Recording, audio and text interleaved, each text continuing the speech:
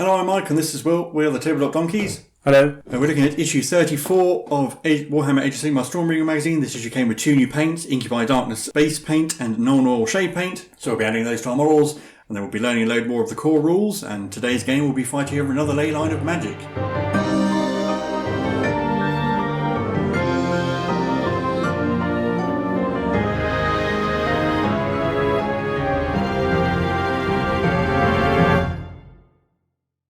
So looking through the issue, first up with some background on the Grand Alliance of Death. So the dead do not get eternal rest in the mortal realms. Instead their souls are bound to eternal servitude to Nagash, the god of the dead, as you can see there in the picture. And he rules over all of the various dead creatures of various kinds.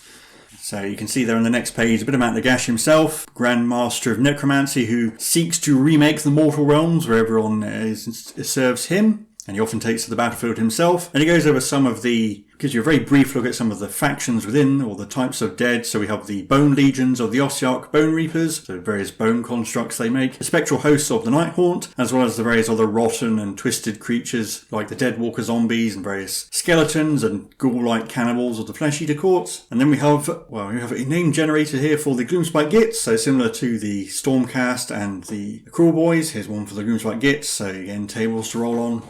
The first page had first names, and then we've got hero titles and unit names. And then painting guide adding our new colours. There's a fairly long painting guide in this issue. So Incubi Darkness here for the Voices of Destruction. It's being added to cloth and weapon handles and pouches and the top half of the Shaman's robe and so forth. And also things like the talons on the Griff Charger and the scales on the Griffhounds with the Cold Cut scheme, and also adding Corax White to the banner for the Vindictors, since we've missed that. And it goes over a bit tips on how to fix any mistakes, basically just going over again with a few thin layers of the correct colour. And then shading with Nuln oil, so we know about shading. We're just adding Nuln oil to various parts, mostly the blue, white and silver parts of the Stormcast. Gives a nice shade into the darker colours. And a little bit there, including things like the Lantern Astrala, the Griffhound for the company's Lord Imperatant, and Guard of Steel Cell's Cloak. And you can see a gallery of what your model should look like up to this point. And essentially the same thing for the Forces of Destruction, so going over all the brown leather and metal parts, as well as the Shaman's Cloak and various pouches, including the bits you did Incubi Darkness over as well. And even things like the squigs that are part of Zarmag's Gits, and any mushrooms you painted purple, or with the Baronar Burgundy rather. And then once again a gallery of the models up to this point. So if you've been following along with the magazine, they should be looking something like this. And now I'll hand you over to Will, and he can teach us some more of the core rules.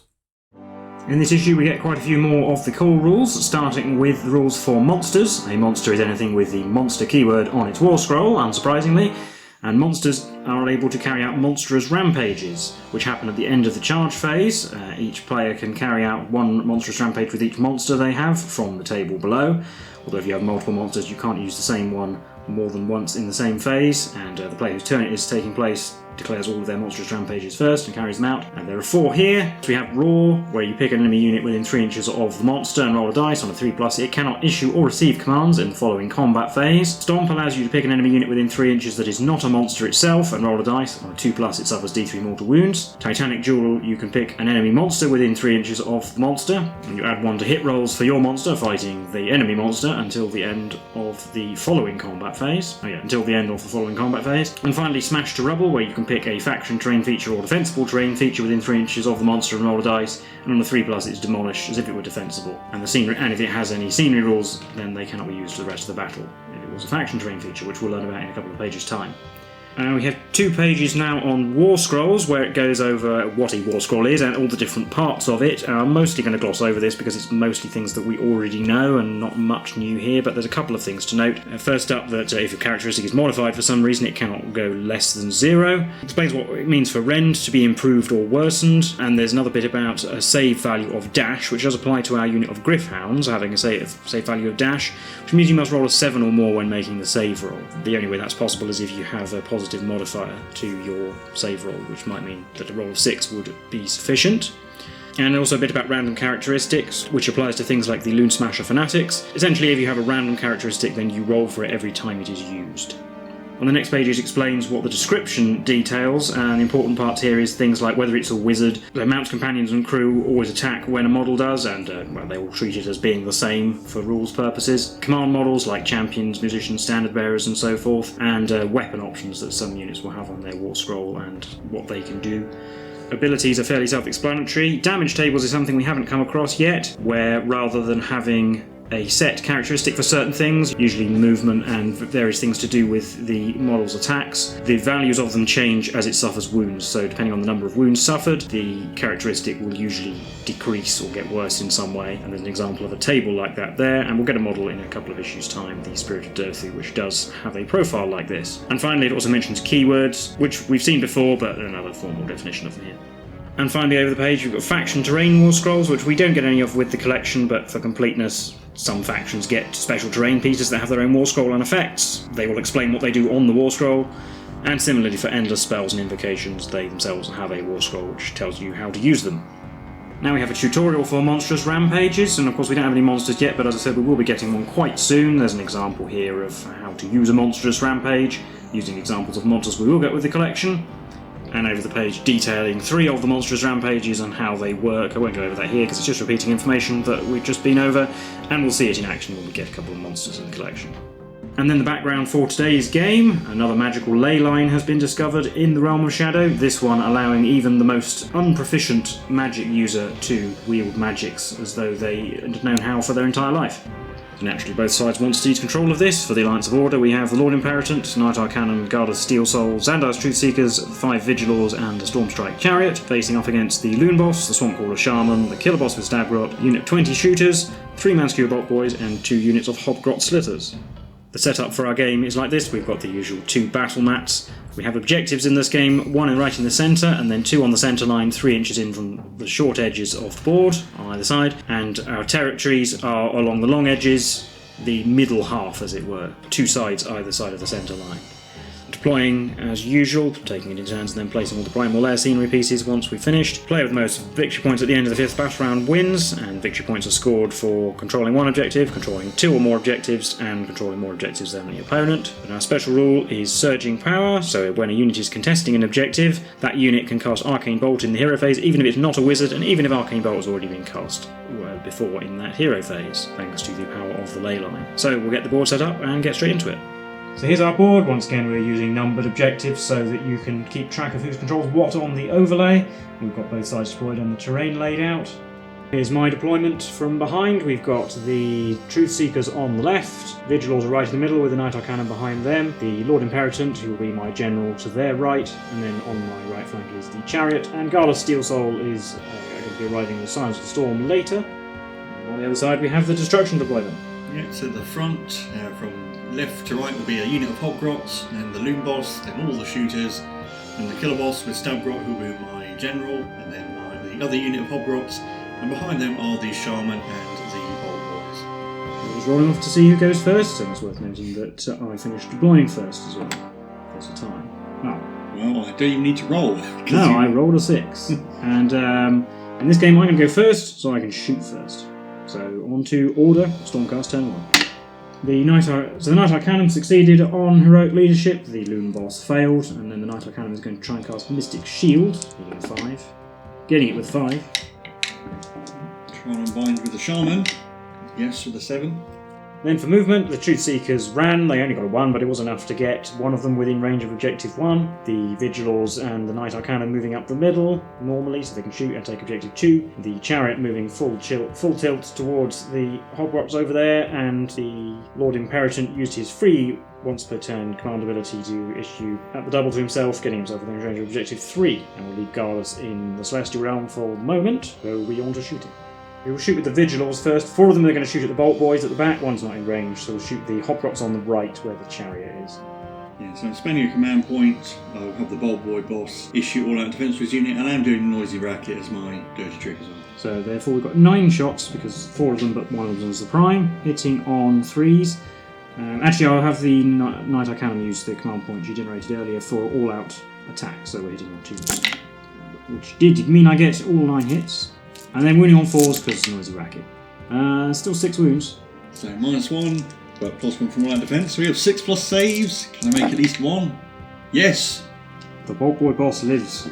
And 2 shots at the Hobgrots, only 1 hit, and a wound, which will go to kill one. And the only other thing I have to shoot is the chariot, because the other things ran. It's going to try and finish off the Bolt Boy boss. So we've got 2 shots at the Bolt Boy, hitting on 2s, because the Vigil already shot at him. Yes. And wounding on 4s, because Noisy Racket, 2 wounds. Double 6 to live. No. And then we're on to the charge phase, where the chariot is going to declare a charge. And its charge roll is a 6, that'll be into the Hobgrots.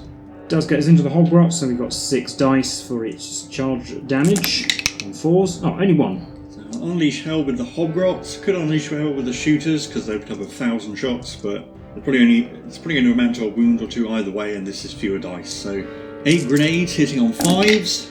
We're getting 5 hits and wounding on 3s. That's 4 wounds at -1. So I have 4 saves to make at 4+. Made 2, so the chariot is down to 10. All the chariot attacks are +1 to hit, thanks to the fact that the Vigilors shot at this unit. And I'm going to roll them all at once because with -1 or -2 rend, they don't get a save either way. So 9 attacks on 2s. 8. Wounding on 4s though, because there's still a Noisy Racket going on. So actually only kills 2. Blimey. So I'm going to spend a command point for all that attack because they're going to fail their morale test but only lose 1 because the killer boss is nearby. So 15 attacks. Hitting on 3s, 6s are an extra hit. Ooh. Wow, there's only 1 miss, blimey. And then 1, 2, 3, 4, and 8 6s. So it's 22 out of 15 hits. Only really on 5s though, unfortunately. 1, 2, 3, 4, 5. 5 3+ saves. Oh, only take 1 wound. And then they will fail their battle shock test, but only 1 Hobgrot will flee, as we said, because they're within 3 inches of the killer boss. So that's the end of Stormcast turn 1, where I do take control of all 3 objectives. And then at the end of the turn I score 3 victory points, because I hold, well, all 3 objectives. And then we'll be on to Destruction turn 1. So Lord Imperatant failed Heroic Leadership, where... It's going to be the killer boss's finest hour, and the Shaman's going to give the killer boss poison, and I'm going to try and cast Mystic Shield with a 5. With a 6. Try and unbind. Failing. It does go off. Put that on here as well. So Mystic Shield was going on the killer boss, and then everyone moved up. These Hobgrots on the left ran, but only got 1. Apparently it's all very boggy or slippy over there, nobody can run fast. Shooters moved up, loads of them are going to be in range of the objectives, so at least I hope we take control of that one. Shaman moving up behind, Loon Boss moving up with them. These Hobgrots are going to stay in melee with the chariot, throw grenades at it, and the killer boss move forward. He's going to have to go and fight it later in the turn.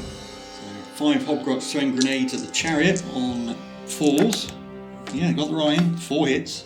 Yeah, 2 it. Wounding on 3s. Oh, only 1. 3 of them were duds, apparently.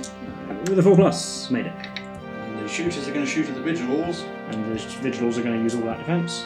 So we'll do 2 batches. First batch of 18 on 4s. So 10 hits from the first batch, and then a batch of 17.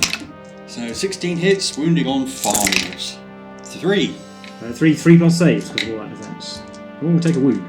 We'll go into the charge phase where the killer boss will try and charge the chariot. He's in with a 6. And the Loon Boss is going to try and charge. Because he's crazy. Get a 10. So the Loon Boss gets to there, and I will unleash hell with the Vigilors though when we get to it. 11 shots hitting on 4s. Only 3 hits, wounding on 4s because there's still a Noisy Racket. Just 1. 4+ goes to a 5+. He failed, but he might ignore it. No, takes a wound, down to 4. So I'm going to pick the Loon Boss to fight first, and he's going to use all-out attack on himself. But the Vigilors are going to issue all-out defence to themselves. So we have 5 attacks on 2s, they all hit, and then wounding on 3s. 6s do a mortal wound in addition. Hey, we've got a 6, and they all wounded. -1, so 4s. All 5 of them I should roll. No, it's failed 3. So 3d3 damage. That's 5 plus a mortal wound, so 6. Yeah, kills 3. I'm going to pick the chariot to go, and I'm going to issue all-out attack to it with the Lord Imperatant's free command ability, and it's going to put all attacks on the Hobgrots because the killer boss has currently got +2 saves, so I'm not going to hurt him. So as before, 9 attacks on 2s, which is handy because that's some 1s. And 4s still. And 4s because Noisy Racket. Kills 3 only. So Killer Boss is going to pile in around the chariot to get him in range of objective 3 and then obviously attack it. So he has 4 attacks with his boss hacker, hitting on 3s. 5s are mortal wounds instead because of his poison. so obviously he only gets 1 ordinary hit. Wounds on a 2, can't even manage that. And then Kneebiter gets 2 mortal wounds, because he is obviously the brains of this operation as well. I'll do the Night Arcanum because the Loon Boss wasn't able to avoid bringing her in, so she has 3 attacks back on 3s. Only 1, and it wounds on a 5 because Noisy Racket reduces her 4+ normal. Oh, a 6, so at least it wounded. So 5+ save, made it. And the 2 remaining Hobgrots are going to pile in around the chariot, so they stay within 3 of the killer boss. And it is worth noting that the Vigilors, even though they hit and wounded the Loon Boss with Unleash Hell, that only apply, their +1 hit only applies if they shoot in the shooting phase. So 5 attacks from the Hobgrots on 4s, 6s are an extra. So it's going to be 3 in total. To 5s, nothing. And last I've got the Vigilors with 4 attacks hitting on 3s on the Loon Boss. Well, they all hit. Wounding on 4s, 2. 5+ armour, no. 6+ to ignore, no. Down to 2. And then 1 Hobgrot automatically runs away, but only 1 because the killer boss. And the Vigilors also have to take a Battle Shock test because they lost 3. And 4 is good because they're Bravery 7. And that is the end of the turn. The Destruction Alliance control the central objective, so gaining 1 victory point. Objective 1 is still in Stormcast control because Doraz's Giant Fell counts as 2 models because he has 5 wounds, as does Objective 3 because it's contested, so therefore the Stormcast retain control of it at the moment. So rolling off for battle round 2. Now I've rolled a 2. I won the roll off, and I'm going to go first. So on to Destruction turn 2. Heroic actions, I'm doing Heroic Willpower with the Lord Imperator because there's going to be a load of arcane bolts coming from all the various destruction units in range of objectives. And I'm doing, it's going to be the Loon Boss's finest hour. Hey, we'll do the Shaman first. He's going to try and cast Arcane Bolt. Gets it with an 8. I will not try and unbind that one. We'll do the Shooters. They fail. Do the Loon Boss. He gets it with a 5. I will try and unbind with the Night Arcanum for this one. Yes, I unbind his one, which is important because he's in melee. Yeah. We'll do the unit of Hobgrots on the left. They get it with an 11. Won't try and unbind that. 12. And finally the Killer Boss. Gets it with an 11. Oh, I will try and unbind that because I've only got 1 left, but I need 12. No. So at the start of the movement phase, the Hobgrots on the left will use their Arcane Bolt on the Truth Seekers, and the Killer Boss is going to use his on the Chariot, and it will do D3 because he's within 3. 3 more wounds. Down to 4. So movement, the Hobgrot's boss is going to fall back, might be able to survive long enough to rally. Shaman's going to move in so he can charge and use his Arcane Bolt. Shooters and Loon Boss are going to stay where they are, and these Hobgrots on the left moved so that they're all in range of Objective 1, and that caused the Truth Seekers to redeploy. So Shooters are my only shooting in range. They're going to shoot the Vigilors, try and finish them off, and I'm going to use all out attack. So I can use all out defense. So first batch of 18 on 3s. 14 from the fourth batch, 14 from the first batch, so 25 hits in total, wounding on 5s, 9. 9 3+ saves because of all that defense. Failed 2, so the prime is left on the wound. Well, in the charge phase, the only charge is going to be the Shaman into the Chariot, and he's definitely in with an 8. At the start of the charge phase, the Shaman's going to use... Start the fight. Sorry, at the start of the fight phase, the Shaman's using his Arcane Bolt to do D3 mortal wounds to the Chariot for 2. Down to 2.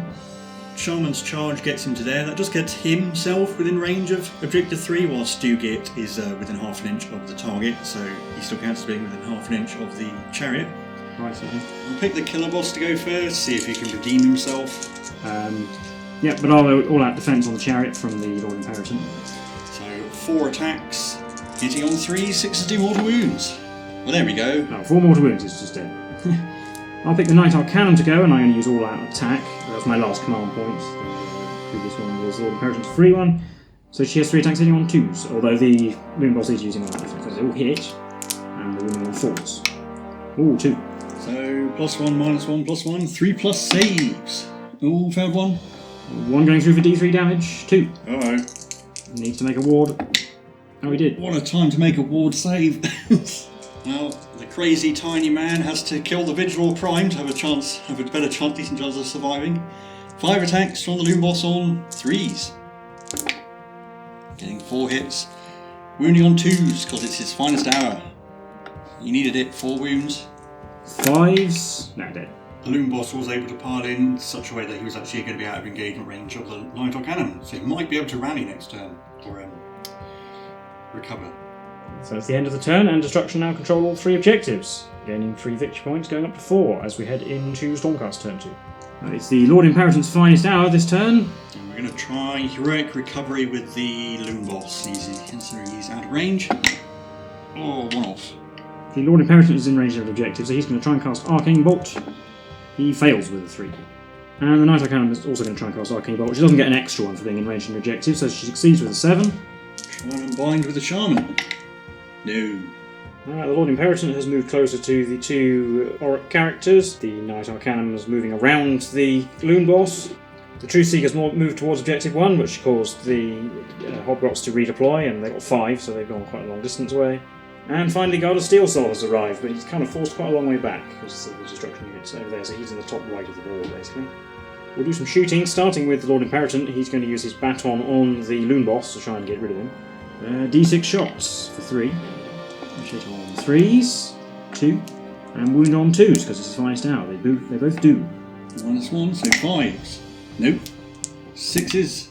Oh, almost. Gardas is going to try and kill the Hobgrot boss because I don't want them rallying and coming back, so he has D6 shots as well. 5. On 3s, only 3.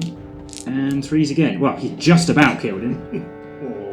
Finally, we've got Lux, the Stormbringer of the Truth Seekers. He's going to shoot the shooters in the middle because we need to start whittling them down, force them to fail a battle shock test or 2. So she has 3 shots to hit on 2s, 6s do mortal wounds instead. We've got 2 mortal wounds and 2 hits, and 3s to wound. Only 1 more, but that will go through, so doing 4 dead. On to charges. We'll start with the Truth Seekers because they might need the reroll. I don't think they do. That's a 10. They get to there. Hopefully we'll retake objective 1 if we kill a few of them. Next over here we'll do Gardas declaring a charge. I think he will declare Saintly Assault this turn, so he gets to reroll his charge for free if he fails. But he does need a 9. Oh, he gets an 11. Lord Imperatant will charge as well. Gardas has gone into the Killer Boss, so he's in. And I'll just roll the Knight Arcanum as well, as we're going to aim for the shooters. I think a 9 is enough as well. So that's the charge rolls of the 3 heroes over here. And we have an Arcane Bolt to use with the Knight Arcanum at the start of the fight phase, and also the Lantern Astrala from Xander will go on the Hobgrot. So D3 dead shooters, 3. I will start then with the Lord Imperatant, who's going to issue all that attack for himself with his free command point. So 4 attacks with his stick, hitting on 2s, yes, and wounding on 2s because it's his finest hour. So we've got a fail, 3 wounds on the boss. -1, so 4 points. No. Oh dear. So That's 6 damage that will kill him if... Well, one's going to get fobbed off to Kneebiter at the very least. Who lives? Got Dauntless as well, the Griffhound. Ooh, 4 hits. And wounding on 3s. 3s for the finest hour. Only 2. 3 plus save. Ooh. Made both. So we're going to pick the Hobgrots to go. See if we can kill Doraz Giantfell. 21 attacks on 4s. 6s are an extra. 14 hits, wounding on 5s. Ooh, that's a good roll. Yeah, that is 1, 2, 3, 4, 5, 6, 7, 8, 9 wounds. 9 3 plus saves. Failed 1. Never mind. So I'll do the Knight Arcanum. See if we can cut down some more shooters on 3s. 4s. Oh yeah, on 4s because of the net, so she all missed. So I'll do the Killer Boss, seeing as he's on 1 wound. He's going to attack the Lord Imperatant, because if I kill Gardas, he'll just get to fight again probably. So 4 attacks on 3, 6s arm, mortal wounds. Now back to the usual. He's using the blunt end again. 1 hit, wounds on a 3. Yeah, he managed it. 3 plus save because the finest hour. Oh, failed, so 2 damage. And then Kneebiter gets 2 mortal wounds and a hit. He's really pulling the weight of this thing. He doesn't wound though, so it's just 4 damage. Still 4 damage. We'll do Gardas. He's got to attack the Killer Boss because if he piles into the Charm, he'll be outrange the objective, which I don't want. So 6 attacks because of Saintly Assault, which hit 4 times. And wound on 3s. 4. 4 plus saves. We made 2. So that's 4 damage. Yeah, so Kneebiter has to roll a string of 6s. Kneebiter dies, and then all that dies. Yeah. So I'll do the Shaman. He's going to attack the Lord Imperatant as well. Be hitting on 3s with 2 attacks. 5s do mortal wounds instead. So there's a hit and some mortal wounds. It's because he gave himself a poison. Yep, this wound's on a 3. It does. So that will be on a 3 plus. It's minus 1. Yeah. It'll be on a 3 plus because of the finest hour. So we made the save, but then taking D3 mortal wounds. Yep. Just 1. Down to 2. And then Stewgit has 2 attacks again, hitting on 4s. 5s do mortal wounds. Missed. I've just got Xander's Truth Seekers left. We'll start with Xandire. 5 attacks on 2s because of the lantern. Yep, all hit. And 3s. And 3s to wound. Only 3, but that's 6 damage. Do Doraz. Yeah, Doraz has 3 attacks, also on 2s. 2 hits, and 3s again. Only 1, but It's 2 damage. 8 dead. And then the bow and the bird have 5 attacks between a lot of them. They're all the same. On 3s. 2s. On 2s. So they all hit and win on 4s. 4, but with no red. 6s. No. They're all gone. Just got the shooters left, and about 10 of them can get in range. So I'll roll for the net first, because it hits on 4s. I only think about defence though, because I still have a command point left. Yeah. 2 hits from the net, and then 10 knives. Yeah, the boss doesn't get an extra attack. These are on 5s, getting another 4 hits. And these wound on 5s. Yeah, we got a wound. With a 2+ save because of all that defence. Yes, we'll save it anyway. And then the shooters lost 9 this turn, so they're bravery 4. So that's 11, so they lose another 7. So that is the end of the turn. I hold objectives 1 and 3, which means I do get the maximum of 3 victory points because that's 2 objectives and more than the opponent. So it's 6 to 4. I think I'm just going to concede because even if I go first in battle round 3, the Shaman probably isn't going to be able to kill both Gardas and the Lord Imperator to take control of objective 3 back, and even though I'll regain control of objective 2, they're just going to get shot or smushed in the next turn anyway. Yeah, 6 shooters and a Shaman are probably not going to beat them. And of course the Truth Seekers are still undamaged basically, so there'll be some powerful shooting as well as melee if they get any further on the board. So yeah, we'll call that game a order victory and recap it for you now. So that was the game for issue 34 of Warhammer Age of Sigmar Stormbringer magazine. How did you think that went?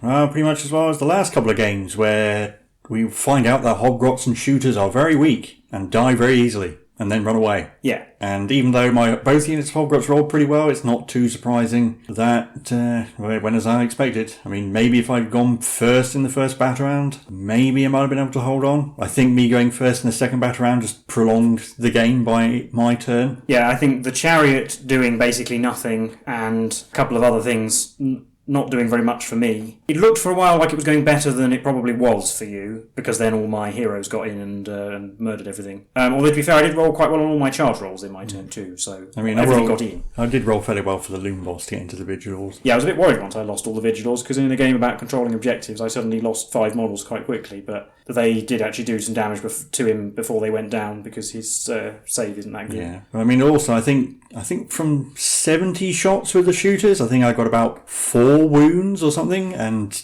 maybe one of them went through, so I mean, puts it into perspective really. Yeah, I shoot lots of arrows and stab with lots of knives, but don't really do very much. Yeah, especially against things with a 3+ save, and maybe also, actually, if the killer boss and the shaman had killed the Lord Imperator and I still would have been ahead, maybe might have been able to hold on for another turn if I'd gone first and third battle round, but again, I still think it's two more battle rounds after that, so... Yeah, and the Lord Imperator took quite a lot of damage, but Gardas was unwounded, and the Truth Seekers would have just swept across from their flank once they'd finished over there. I think probably I should have deployed the Truth Seekers in the middle and the Vigilors on the flank, because the Vigilors could then have stood on an objective on the side and shot for the rest of the game, whereas the Truth Seekers would have been able to resist the charge of the Loom Boss a bit better and then probably kill him in return.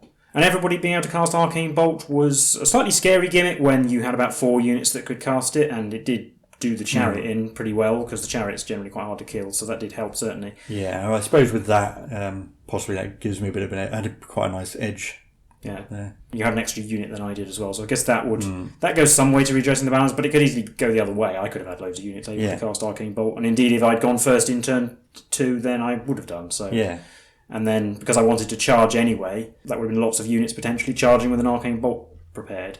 And we got a load more cool rules. The monsters will be definitely relevant for this collection, because we will get some, and it's something that distinguishes monsters from other kinds of units as well, because sometimes with monsters, depends how much damage output they have, but it is possible sometimes to bog them down with lots of cheap troops, and things like Stomp and Roar help redress the balance, because it means you can do more damage or stop them from receiving command abilities and things that would help them stick around or not die, or do damage back. And then, other than that, I mean, we just get some more details of things like warscrolls that we kind of already knew. I think it was really it's all just formal definitions of things. Handy to have, and again with the things like faction terrain. Most factions have at least one terrain piece, and then the warscrolls and the warscrolls for endless spells and invocations is just to know that those are a thing. And 2 new paints. Seen washes before. Nuln Ores, another I think we've got Nuln and Agrex Earthshade now, so those are like the two standard ones that you'll see in. You'll probably use on almost every model. And Incubi Darkness is a nice dark greeny blue. I know, I quite like the colour. I use it fairly often, actually.